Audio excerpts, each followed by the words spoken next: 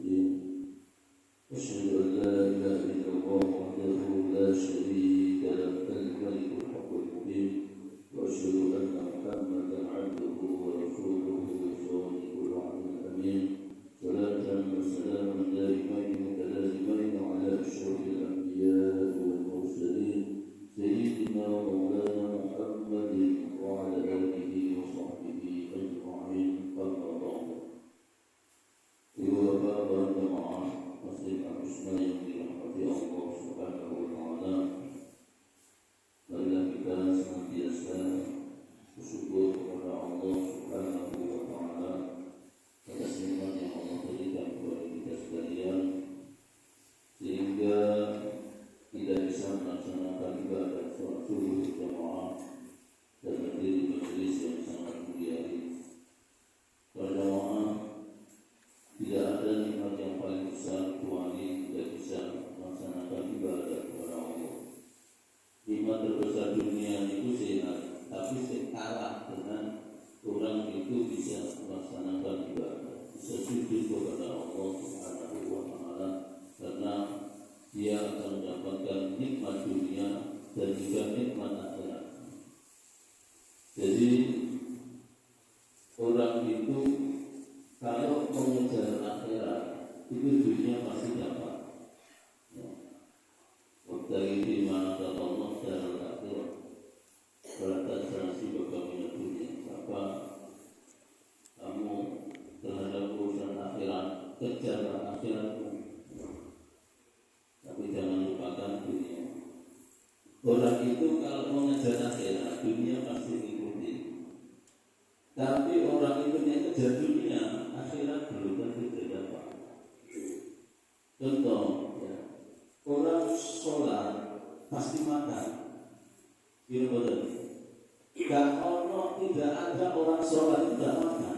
Orang sholat pasti dia makan. Tapi orang makan belum tentu sholat. Terus sederhana.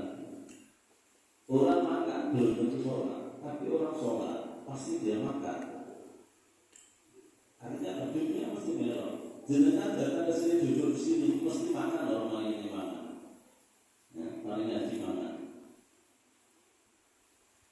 Jadi orang itu kalau akhiratnya baik, dunia itu ikut dari belakang, pasti ikut. Tapi kalau hanya dunia, akhirat dia tidak dapat. Dan diri tidak terlalu. Maka terus tidak usah aku berubah dengan kalau sudah bayar sholat sama, kejar sholat itu. Dunia pasti akan itu.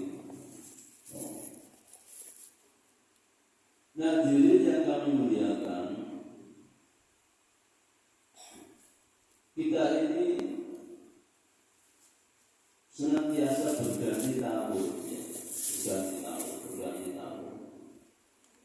Tapi pertanyaannya, ada tidak perbaikan tahun demi tahun? Kalau sampai sama saja tiap tahun ganti, tidak ada perbaikan, sama saja. Padahal kalau sama saja itu rugi, kalau dirinya itu termasuk orang yang rugi, sama saja tidak ada perbaikan.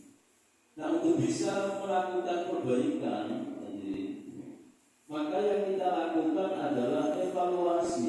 Selama orang itu tidak melakukan evaluasi, selama orang itu tidak melakukan introspeksi, maka dia tidak akan bisa melakukan perbaikan dalam hidup ini.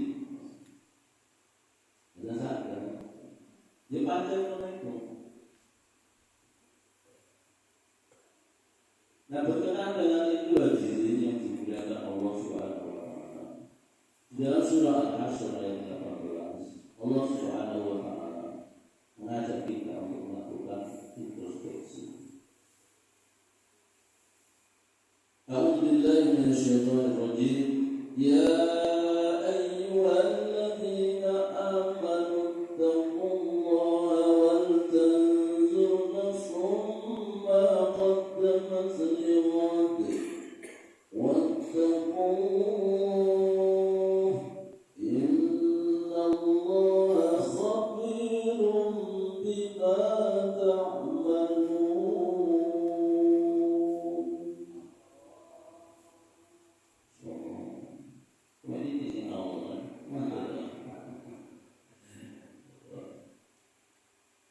Di dalam surah Al-Hasyr ayat 18 tersebut, Allah Subhanahu wa taala menyeru, "Ya ayyuhalladzina amanu," wahai orang-orang beriman.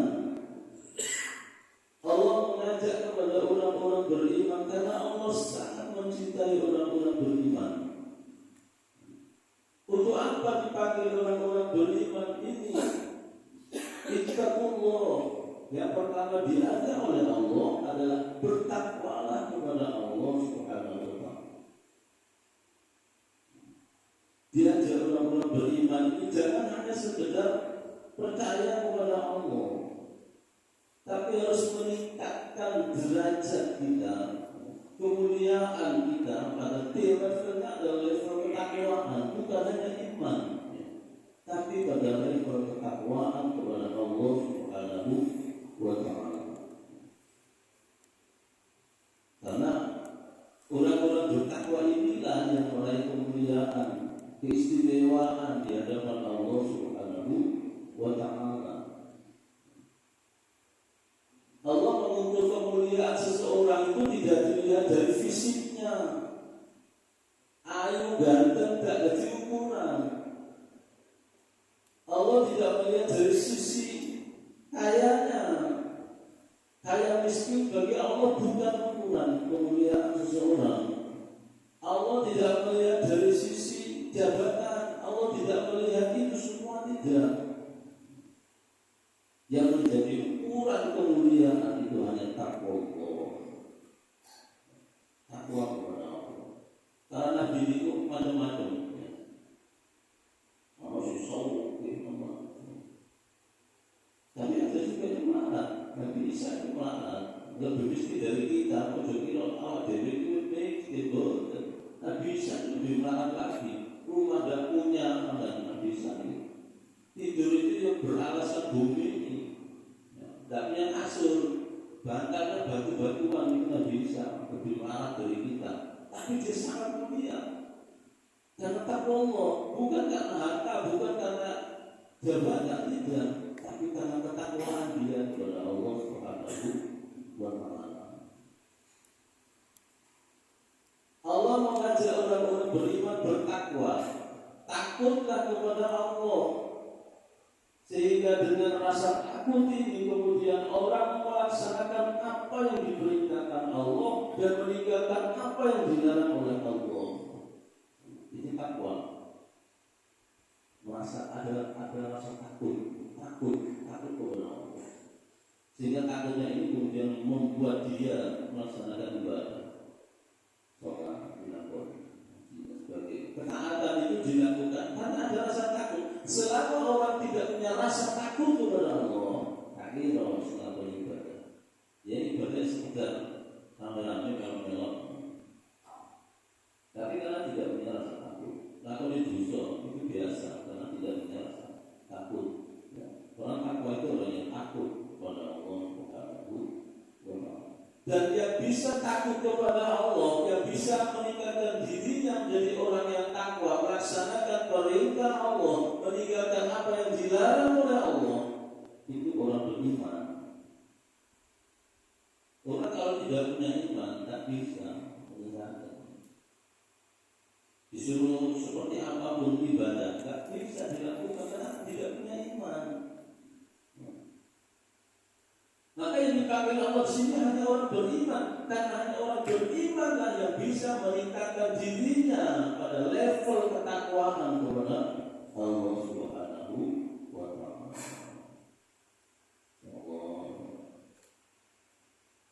Kalau sudah takwa ini, insyaallah jaminannya luar biasa dari Allah.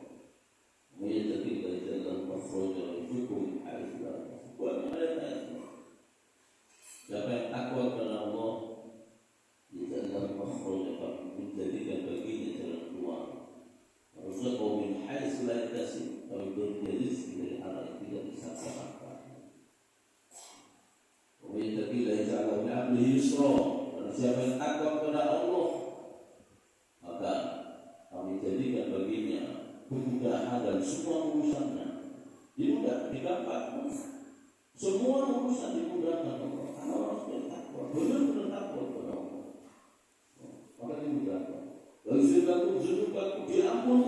dosa. Dan yang paling tinggi adalah masuk surga. Ini derajat kemuliaan.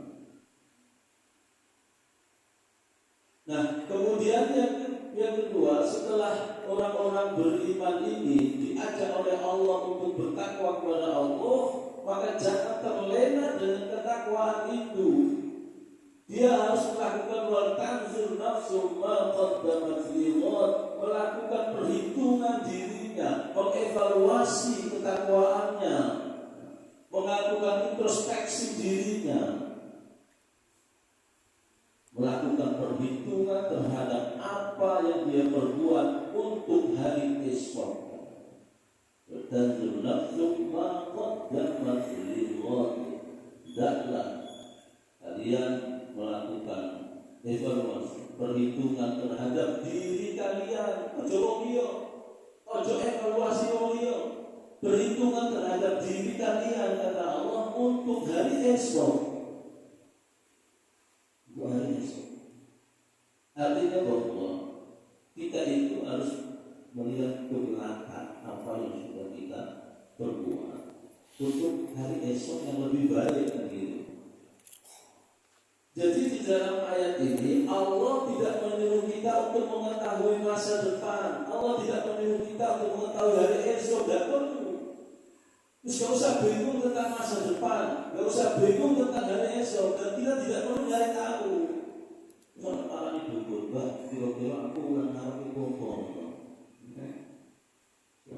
Betul bisa. Jadi muslim ya. Kita tidak disuruh Allah cari tahu masa depan, itu urusan Allah. Takdir berada di genggaman Allah, ketentuan berada di genggaman Allah. Inna Allah ala kulli syai'in qadir. Ya Allah berkuasa atas segala sesuatu. Wafah bagi Allah. Tapi Allah untuk sesuatu masa depan, untuk sesuatu masa depan Allah memerintahkan kita lihat ke belakang. Apa sing wis mbok lakoni. Jadi untuk suatu masa depan hanya yang kita lakukan adalah melihat diri kita, apa yang sudah kita perbuat. Apa yang sudah kita lakukan itu menentukan masa depan. Ya. Apa yang kita lakukan hari ini itu menentukan masa depan kita. Besoknya seperti apa tergantung hari ini, bukan besoknya tidak, tapi hari ini. Apakah kita nanti selamat tidaknya tergantung hari ini, saudara. Bukan nanti. Apa sih mbok lakoni saiki? Apa yang kita perbuat hari ini? Apa yang kita tanam nanti hasilnya kita petik. Makanya dunia dari lama, dunia ini hanya amal, belum ada pembalasan. Akhirat baru biasa.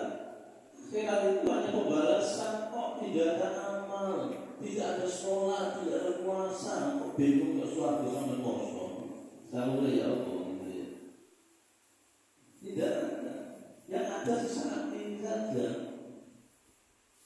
Maka kalau kita ingin menjadi lebih baik di masa depan, kalau kita ingin sukses di masa depan, kalau kita ingin bahagia di masa depan, kalau kita ingin selamat di masa depan, tergantung dari ini.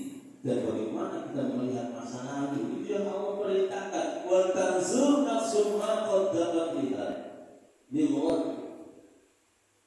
Lihatlah dirimu, kata Allah, apa yang sudah kamu lakukan untuk hari esok, kata Allah.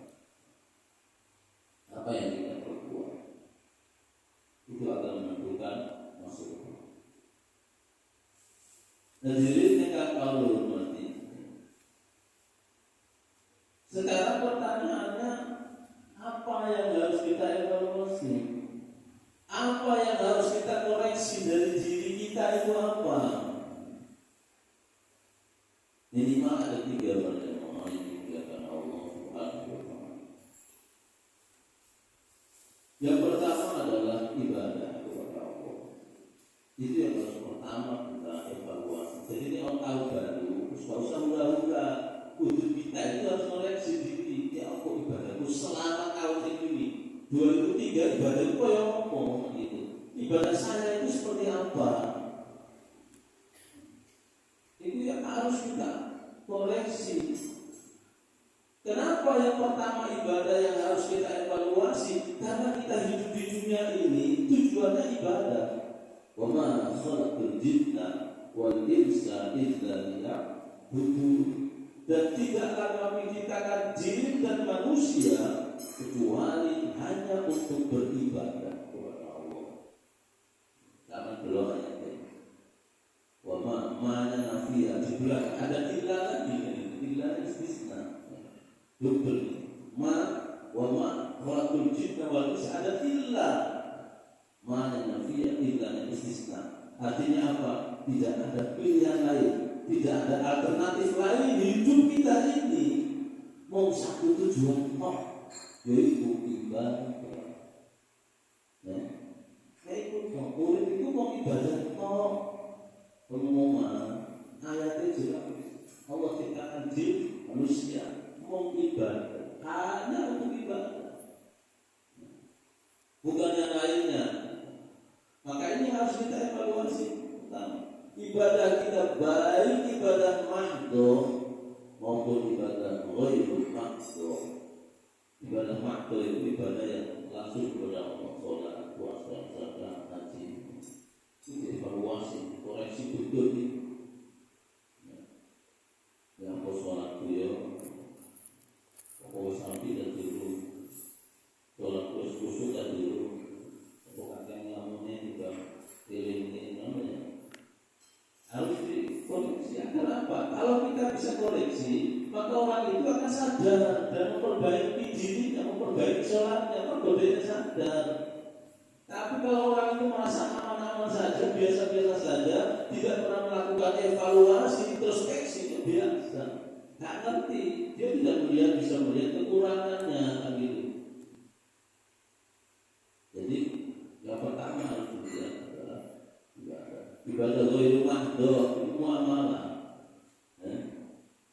Nyambut gawe, benar nyambut gawe ini. Rezeki sudah alam kan. Bagaimana hubungan dengan sesama manusia, dan itu ghairul mahdoh.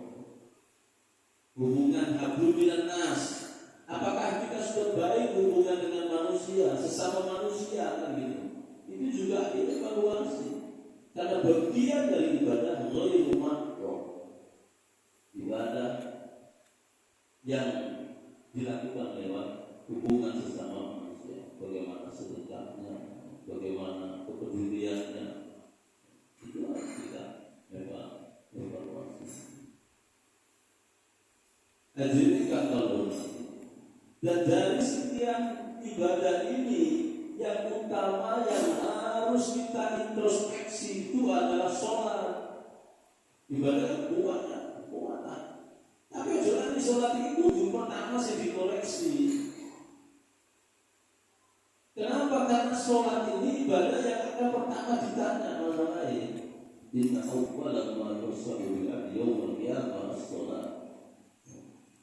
Sungguh amalan pertama yang akan dihisab, ditanya, ditakoi pertama itu as-sholat, kalau sholat, kalau sholat yang baik maka baik seluruh amal, tapi sholat yang rusak seluruh amal. Wah, harus dievaluasi pertama itu sholatnya apa, sholatnya awak diri ini, sholat wajibnya sudah baik apa tidak, harus dievaluasi. Kalau kita sadar bahwa ibadah sholat panjenengan masih banyak lambatnya, akeh ngamune, seharusnya kita harus bertobat istighfar kepada Allah. Jangan sepuluh Allah, jangan merasa aman-aman saja. Segera bertobat kepada Allah. Ya Allah, setelah saya selama ini ya Allah masih banyak kekurangan. Mohon ampun ya Allah. Dan tolong terima sholat saya, mohon jalur itu dengan Allah. Memang kemampuan saya segini ya Allah, dan tolong beri saya kekuatan, beri saya kemampuan untuk bisa sholat yang lebih baik dulu. Jadi orang itu muncul doa, muncul istighfar karena dia koreksi diri. Akhirnya secara otomatis dia akan beristighfar, mohon ampun kepada Allah. Soalnya ini yang harus kita koreksi. Kamu kalau besok sholat sampai akhir itu, karena ibadah itu tadi orang itu kalau melakukan dosa itu sudah pasti melakukan keburukan, kejelekan, sudah pasti dosa. Tapi orang itu melakukan ibadah, sholat belum tentu pahala didapatkan, belum tentu dapat pahala. Ini segala awak dewi kudu mikir.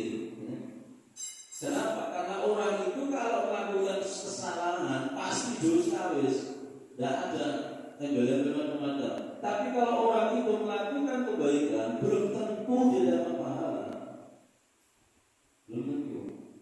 Karena dimaksud itu kan oleh dua faktor. Satu niat, yang kedua adalah apakah perbuatan itu sesuai dengan tuntunan Nabi atau tidak, sesuai dengan tuntunan Rasulullah.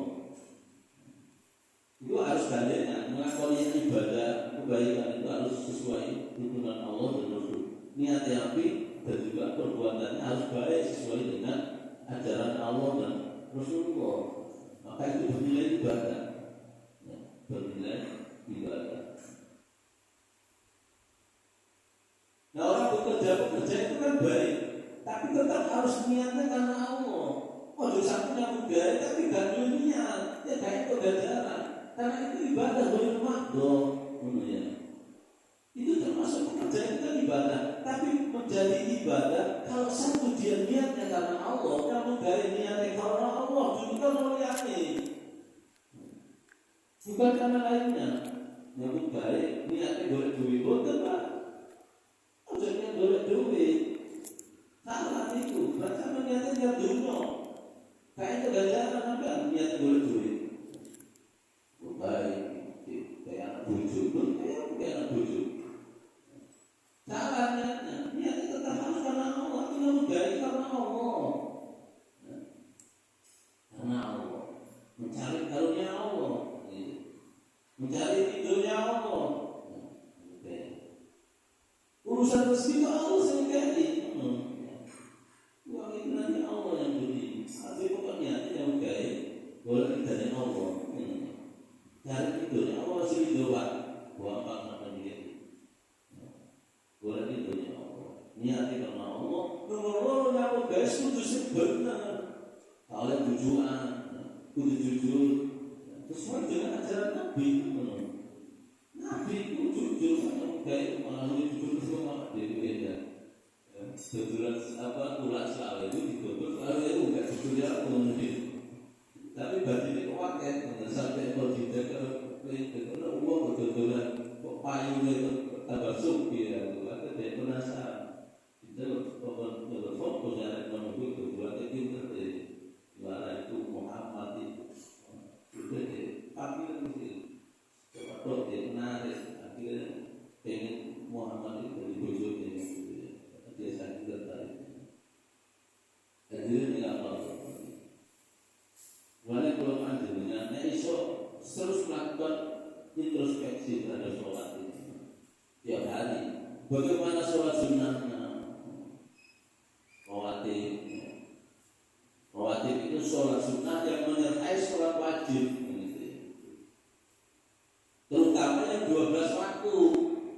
Karena kalau orang bisa istiqomah dengan sholat rawatibnya 12 waktu ini, Allah bangunkan istana di surga. Ya, jangan bisa istiqomah dengan rawatib yang 12 itu. Nah, 12 rakaat, maka Allah bangunkan istana di surga. Zuhur, 2 rakaat sebelum dan 2 rakaat sesudahnya. Selain ada yang 4 rakaat sebelum zuhur, tapi ada yang ini 2 rakaat sebelum zuhur, 2 rakaat sesudah zuhur. Harus ditinggal. Kadang mau itu bisa di sebelumnya bisa, tapi mari kita melakukan ini. Padahal yang menjadi muakadanya ya rawatibnya itu setelah sebelum zuhur sesudah zuhur, 2 rakaat, 2 rakaat. Mari setelah asar 2 rakaat. Sebelum asar tidak ada. Tapi setelah asar, ya sebelum asar, setelah asar tidak ada. Fobia. Setelah asar ada bersolat. 2 rakaat sebelum asar, berarti 6. Ya. Kemudian 2 rakaat setelah maghrib, itu sebelum maghrib. Tapi setelah maghrib 2 rakaat, kok jadi 3? Berarti wudhu. Kemudian 2 rakaat setelah sholat isya. Jadi ini maghrib isya hari ini. Ajaran Nabi setelah sholat maghrib, setelah sholat isya. Berarti 10. 2 rakaat sebelum sholat subuh. Orang kalau bisa menjaga 12 rakaat ini, kata Nabi, dibangunkan istana di dalam surga. Nah, ini biasa. Ini aja kalau bisa melakukan 12 rakaat, orang itu bisa berbaik karena dia evaluasi. Kalau dia introspeksi diri, maka dia akan bisa memperbaiki dirinya. Itu ibadah. Yang kedua, yang perlu kita evaluasi, yang perlu kita koreksi diri adalah zikirnya kita kepada Allah. Kok zikir? Karena Allah perintah dalam Al-Quran, ya ayyuhalladzina amanu dzkurullah dzikran katsiran. Hei orang-orang beriman, zikirlah kamu kepada Allah dengan zikir yang sebanyak-banyaknya. Sakake-ake, ojo dibatasi zikirku sebanyak-banyaknya. Hari ini orang diri, orang itu lebih banyak elingi apa lali dengan Allah. Banyak ingatnya. Maka akhir lali ini, bukan ya sebentar HP. Soalnya sebentar HP teman harus gitu. Ya. Dan kita disuruh banyak zikir. Dengan zikir itulah kemudian kita akan mendapatkan ketenangan, kebahagiaan. Ada zikrillah tatma'innul qulub. Ketahuilah hanya dengan zikir, hanya dengan zikir hati kemudian tenang. Wong duit akeh durung karuan tenang. Duit bojo ayu durung karuan tenang. Jadi wong ae. Halo. Enggak tenang sama bojo ayu. Kira-kira wong enak duit bojo ayu. Ate wong lanang susah itu duit bojo ayu. Kalau mati dulu. Bu zaman bojo duitnya wakeh. Tapi gak tahu mulai. Selingkuh dan jogo. Rumput tambah. Hadirin yang kalau hormati, zikirnya kita kepada Allah itu harus kita evaluasi. Selama ini banyak mana lalainya dengan ingatnya kepada Allah. Kadang orang semakin ingat kepada Allah, semakin tenang, semakin bahagia. Tadkuruni azkurukum waskuruni wala tadkuruni. Ingatlah kamu kepadaku, maka aku ingat kamu ya Allah. Ikutan. Ilmu tentang aku ilmu awakmu. Kalau kamu sehat ingat Allah, dikala sakit Allah pasti ingat kamu. Itu sudah saya khawatir. Sampai sehat, sampai akhir-akhir rezeki, aku sama Allah ilmu awakmu. Dikala kita kaya ingat Allah, dikala kita melarat Allah pasti ingat. Dikala kita menghadap Allah, Allah pasti ingatkan di dunia kita selalu ingat kepada Allah. Hadirin yang kau hormati, zikir itu ya, ada 3 jenis. Ya. Zikir untuk Allah, nomor 2 zikir untuk Nabi, yang ketiga zikir untuk diri sendiri. Ini jenis zikir. Ono kanggo Gusti Allah, ono untuk Nabi Muhammad, dan yang ketiga zikir untuk diri sendiri. Zikir untuk Allah itu apa? Tasbih. Subhanallah, alhamdulillah,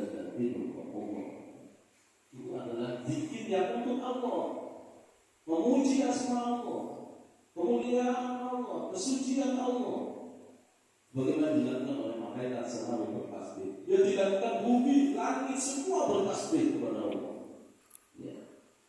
Allah yang bertasbih kepada Allah. Maka kita pun harus bertasbih kepada Allah, memuji Allah. Zikir ini zikir untuk Allah. Kemudian ada zikir untuk Nabi Muhammad, yaitu sholawat.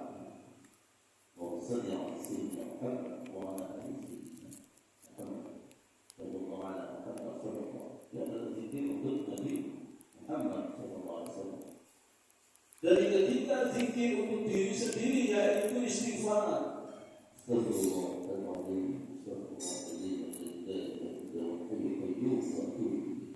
zikir untuk diri sendiri.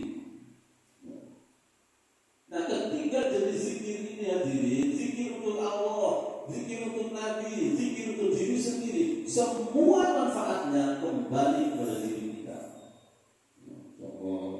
Jadi zikir yang untuk Allah, zikir yang untuk Nabi, bukan untuk Allah, bukan untuk Nabi, orang sedunia tidak bertasbih, Allah tetap mulia. Semua zikir itu kembalinya kepada diri kita, balik nang awak diri. Zikir nang Allah subhanallah, ya, alhamdulillah, wa bihamdi wa bihamdi. Maka Nabi mengatakan begini, kalimatani khafifatani 'ala lisan. Ada dua kalimat yang ringan di lisan, gampang diucapkan, ringan diucapkan. Tapi apa? Sakilatani fil lisan, sangat berat ditimbang. Wabah timbangan amal itu. Zikir sing darai timbangan amal lumat dengan. Jadi abot kebaikan menjadi berat sehingga mudah masuk surga. Dua kalimat kata Nabi. Apa itu? Subhanallah bihamdi, subhanallah. Ini abot timbangan amal. Maka banyak-banyak zikirin.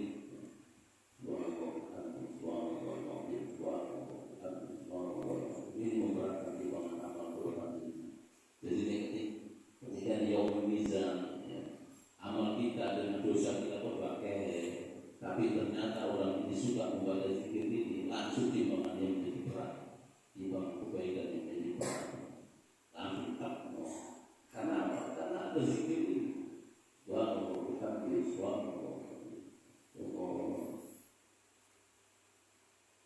Juga ketika orang itu membaca subhanallah, alhamdulillah, Allah Akbar, sholat 33 kali, subhanallah 33 kali, alhamdulillah 33 kali, Allah Akbar 33 kali, ditutup dengan Allah Akbar kabirah. Kalau dia kasih Rasulullah, apa kata Nabi? Maka dosa-dosanya walaupun sebanyak buih di lautan diampunkan oleh Allah. Itu efek kalimat tasbih. Zikir Allah, tapi kita yang mendapatkan manfaat yang sangat besar. Tapi jangan cepat-cepat.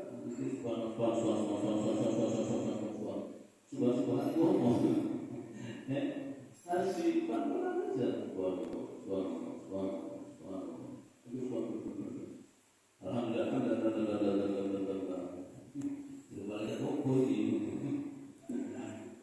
juga apa sih orang kalau baca ini ditutup dengan Allah kabirah, kata Nabi. Dosa walaupun sebanyak buih di lautan diampunkan oleh Allah. Jangan tinggalkan zikir dan sholat. Yang kedua, zikir untuk Nabi Muhammad SAW itu juga kemuliaannya tidak untuk Nabi Muhammad, tapi kembali kepada diri kita dengan sedoyo, kembali kepada kita, memuji Nabi, kita berzikir untuk Nabi, tapi yang dapat manfaat adalah kita. Surah dan wahidah. Siapa yang membaca sholawat satu kali, sallallahu alaihi wasallam, sholawat, maka pertama dia akan mendapatkan balasan 10 sholawat dari Allah, mendapatkan 10 kebaikan dari Allah Subhanahu wa taala. Satu sholawat yang kita ucapkan untuk Nabi Muhammad, Allah balas dengan 10 sholawat, 10 kebaikan. Itu Bapak dan Ibu. Amin ya Allah. Karena begitu bisa. Satu kali kita baca dibalas 10 kali berarti dibalas 100. 10 kali dibalas 100 sampai 100 kebaikan. Sampai akan dapat kebaikan dengan baca. Bahwa anhu asyru khotimah. Yang kedua, orang itu membaca satu sholawat, maka dia akan dihapuskan 10 dosanya, 10 kesalahan, dihapuskan oleh Allah dengan satu sholawat, 10 dosa. Dan ketika dosa ini sudah dihapus, semakin dihapus, maka disitulah Allah Subhanahu wa taala akan membuka dan memberikan kemudahan. Kenapa orang membaca sholawat dijanjikan kemudahan? Karena itu tadi mendapatkan 10 kebaikan, 10 dosa dihapus. Semakin banyak dia baca, berarti semakin dosa dihapus. Ketika dosa dihapus, maka turunlah rahmat Allah, kemudahan dari kemudahan. Wa rufi'at lahu 'asyru darajat. Allah mengangkat 10 derajat kemuliaan bagi yang membaca satu sholawat. Derajat di sisi Allah akan ditingkatkan oleh semakin tinggi derajatnya. Karena di surga itu ada derajat-derajat tak bodoh kabeh. Kalau saya masih ekonomi itu ya biasa. Tapi semuanya masih ada kelas ekonomi ya. Kalau saya VIP gitu ya, itu berada kalau saya duit sana dewi, tidak jadinya uang yang wayu. Ya, sampai ini orang itu satu sampai tidak jadi ini. Semakin kita itu derajat yang mulia, semakin tinggi fasilitas dan dibangun di tangan dan itu. Orang yang membaca sholawat ini. Zikir yang ketiga adalah zikir untuk diri sendiri. Istighfar.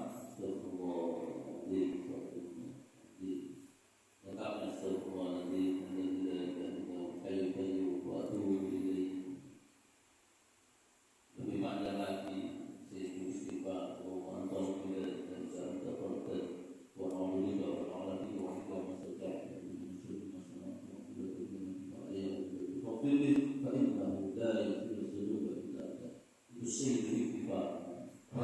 istighfar. Tapi semua itu istighfar itu adalah kembali kepada diri kita. Melazimkan istighfar. Kalau siapa yang melazimkan istighfar, membanyak istighfar kepada Allah Subhanahu wa taala, ja'alallahu lahu kulli dzikran maghfur. Pertama, orang itu kalau banyak istighfar, maka dia akan dikasih solusi jalan keluar dari masalah. Sampai dari masalah, ojo mencari kambing hitam, karena akan cebong dari masalah. Nyari kambing hitam, tapi kalau bodoh awakmu, kono itu, itu bodoh usaha, jadi tambah masalah. Istighfarmu dengan Allah. Karena orang itu semakin dia banyak beristighfar, punya masalah, dia banyak istighfar kepada Allah. Maka kulli di makhraja, maka setiap masalah itu akan dikasih jalan keluar oleh Allah, solusi oleh Allah. Itu yang ngomongkan yang berdiri, maka akan dikasih jalan keluar. Yang kedua adalah wabikuli hammin fardan. Dari setiap kesedihan itu akan dihilangkan oleh Allah. Karena susah sedih, kalau terbawa sedih, ya kalau tasbih sih, kalau tasbih itu, astagfirullah.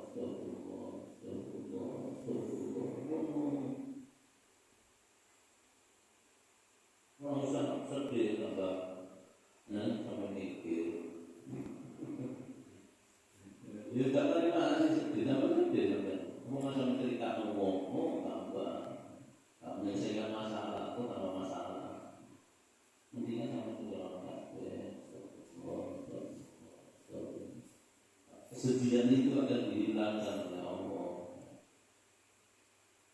Yang ketiga, warasaqahum min haitsu la yahtasib. Allah memberikan rezeki dari arah yang tidak disangka-sangka. Nanti akan istighfar. Sampai diparingi rezeki dari arah yang sampai tidak ngerti kewakti. Ono ayat itu, ya. Ono ayat. Itu kemana tak akui. Ngotot masih kemana? Itu baru kayak istighfar. Istighfar yang ada yang Allah kasih rezeki dari arah itu. Kenapa ini bisa terjadi? Karena dosa itu kan pada dasarnya menjadi hijab golongan dengan sedoyo. Dosa itu menjadi hijab, penghalang rezeki, ya. Penghalang hidayah, penghalang kebaikan dari Allah. Itu dosa. Maka hijab itu kan harus diangkat dulu. Selama masih ada hijab itu, maka susah bagi kita. Hanya maka hijab itu harus dihilangkan, penutup ini harus dihilangkan, dibuka.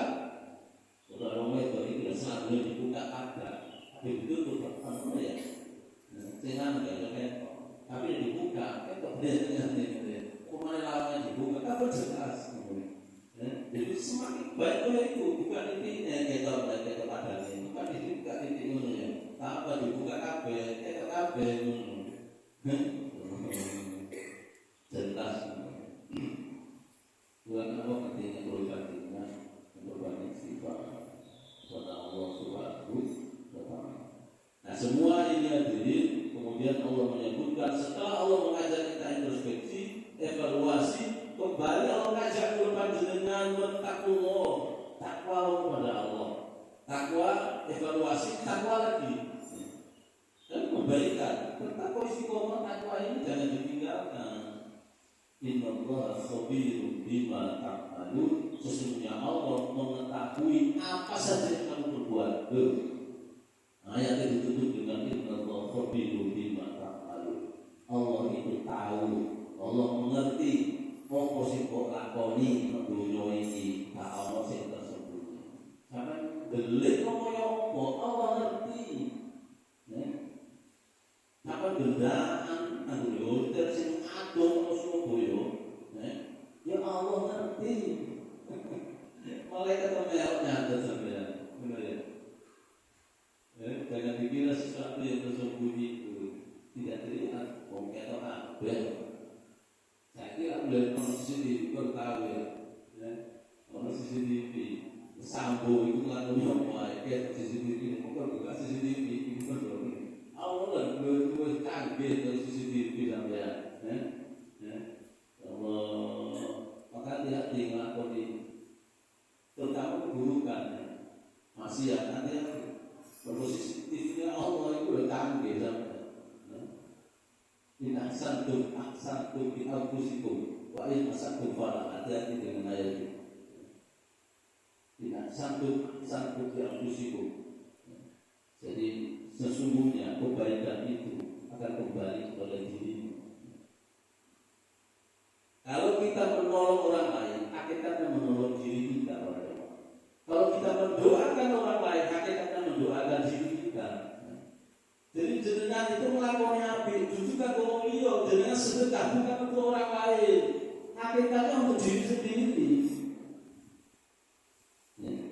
Kita melakukan kebaikan itu adalah demi kebaikan diri. Hari ini kita menolong orang lain, suatu saat orang menolong kita, gitu. Dan Allah akan menolong kita. Itu artinya satu masalah kita musibah.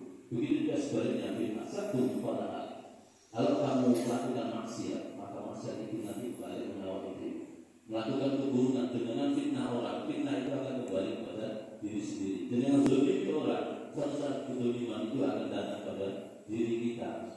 Bisa, mesti balik ya. Kebaikan kejelekan akan kembali kepada diri kita. Jujur untuk orang lain pasti kembali kepada diri kita. Maka hati-hati di dalam berbuat. Kenapa? Karena semua perbuatan akan kembali kepada diri kita. Saya kira ini jadi apa kita. Ini tidak ada pertanyaan, tidak ada. Ya. Oh, tadi dikatakan bahwa jika melakukan kezaliman kepada orang lain akan kembali ke dirinya sendiri. Yang saya tanyakan, apa benar kalau seseorang itu melakukan kezaliman terhadap orang lain, nanti itu bisa yang namanya hukum karma itu akan dibalas ke turunannya gitu. Apa ada di dalam Islam itu? Kenyataannya saya di Madura tuh ada orang tuh penjahat, rampok. Dia cerita ngerampok, misalnya ada pesta gitu ya, pakai senjata api. Nah, setelah itu ya, itu keturunannya tuh matinya banyak, nggak wajar. Ada yang mati jatuh dari kebun kelapa, ada mati carok dan lain-lain. Jadi yang saya tanyakan, apakah itu adalah dampak dari kejahatan orang tuanya? Terima kasih. Ya. Jadi dampak akibat daripada perbuatan ini dua di dunia akhirat. Bagaimana tadi bisa jadi juga itu karena perbuatan dia. Karena orang itu kalau melakukan keburukan pasti mati juga buruk kan gitu ya. Matinya mendapatkan keburukan. Karena orang mati itu berdasarkan perbuatan dia gitu ya. Orang mati itu berdasarkan perbuatan dia. Semakin dia berbuat jahat, berbuat zalim, maka matinya zalim. Dan gitu ya. Belum dalam kesadaran. Itu pertama, bahwa segala keburukan pasti akan balik kepada kita. Bisa saja pada akhir hidupnya, ya. Sepuh, disitulah dan turun semua keburukan kembali akhir berseret. Yang kedua, di akhirat nanti orang yang menzalimi orang lain, maka di akhirat akan dibalas oleh Allah, di mana semua kebaikan orang ini akan diberikan kepada orang yang dizalimi. Jadi dengan sholat, puasa, tapi dengan zalim kepada orang lain, maka pahala sholat diberikan kepada orang yang sampai zalim, diambil oleh Allah. Karena orang ini dizalimi terus sampai nanti zalim dia, maka diambil pahalanya, diberikan kepada orang yang zalim. Ketika pahala jenengan sudah habis, tidak ada yang bisa diberikan, maka Allah ambil dosa orang yang terzalimi, diberikan untuk sampai. Pasti Nabi hadisnya jelas ya. Jadi ada orang yang sia-sia bersolat, berpuasa, tapi dia muflis, orang yang merugi. Karena itu tadi dia menzalimi orang lain, pahalanya habis karena diberikan kepada orang yang dizalimi. Ketika pahalanya sudah tidak punya, sementara ini balasannya belum, dia terlalu memberikan dosa orang yang dizalimi diberikan kepada orang ini. Itu sudah masuk. Maka itulah inasantum akdatum yang risiko. Semua kembali kepada diri kita. Baik nanti kembali ke diri kita juga, buruk juga kembali kepada diri kita. Jadi ini mudah-mudahan bisa dijaga oleh Allah Subhanahu wa taala ya. Untuk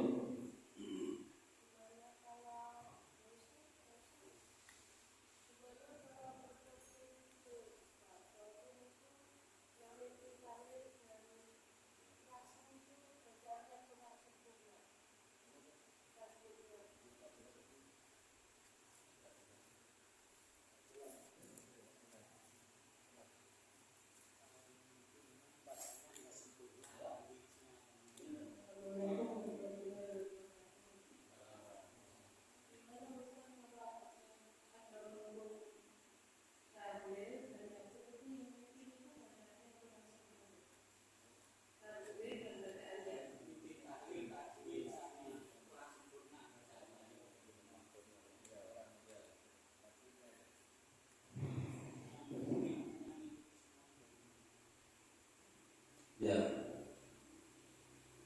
ini juga sebenarnya bagian dari kita harus koreksi. Jadi baca Quran itu ada merasa sudah benar terus, ini harus dievaluasi. Ya, pokoknya benar dan bacaanku ya. Harus dikoreksi Pak. Fatihahnya, baca Qurannya, evaluasi. Cetak dulu kita ngomong ini benar kalau sudah bacaannya. Ya. Azan saja kamu dan cuma ini tarik azan kok itu siapa yang salah? Oman itu siapa yang salah?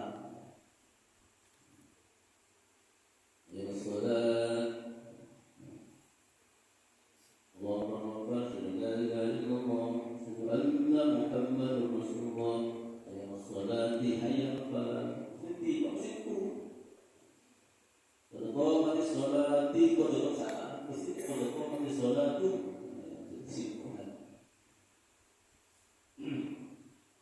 Nah, PP tahlil itu kan bagian ya daripada ada ayat-ayat Quran, ada zikirnya. Ini itu benar. Itu benar. Kenapa? Karena bahasa Arab itu salah, artinya salah, artinya berubah. Artinya berubah. Dan terus malaikat menilai kok ngawur ini. Kecuali memang orang itu ya memang dasarnya sudah segitu dan sudah sepuh, orang kayak orang biasa itu ya, yang tidak datang ilmunya kepada mereka itu lain lagi, itu sudah dimaafkan. Seperti orang-orang sepuh dulu yang ilmunya memang terbatas dan memang lidahnya nggak bisa diubah. Ya, alamin itu dimaafkan karena memang dilatih koyo ono, sampai maksa koyo ono, nggak iso. Ya, bisa.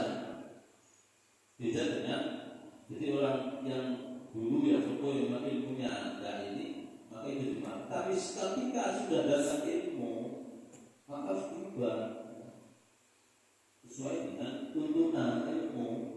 Kalau salah seperti ilmu tidak dilakoni, dosa tambah. Ya. Sudah tahu ilmunya tapi saya salah, maka kita harus evaluasi. Ya. Jadinya itu kita baca-baca lagi, ya. Yang mimpin tahlil dilihat lagi bukunya, ya.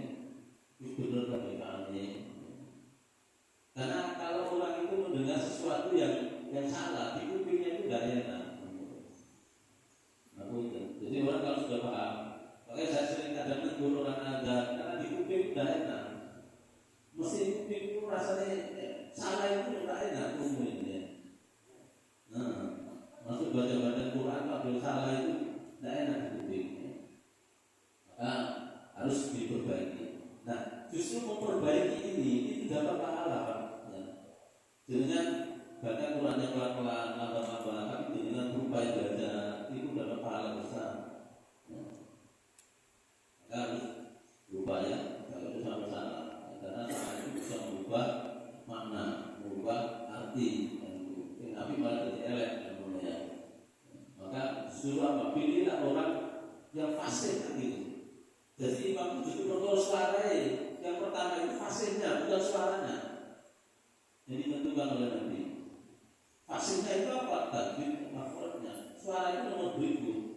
Jadi yang pertama adalah tajwid. Nah suaranya api tajwidnya salah, itu salah. Mereka tidak dalam terus suaranya. Tapi dari kebenarannya membaca itu. Itu hadirin yang mungkin mudah-mudahan kita selalu dibimbing oleh Allah. Mudah-mudahan kita semua tahun-tahun yang lalu diterima oleh Allah Subhanahu wa taala. Dosa-dosa kita semua diampuni oleh Allah. Mudah-mudahan kita selalu diberikan banyak umur dalam ketaatan kepada Allah Subhanahu wa taala. Al-Fatihah.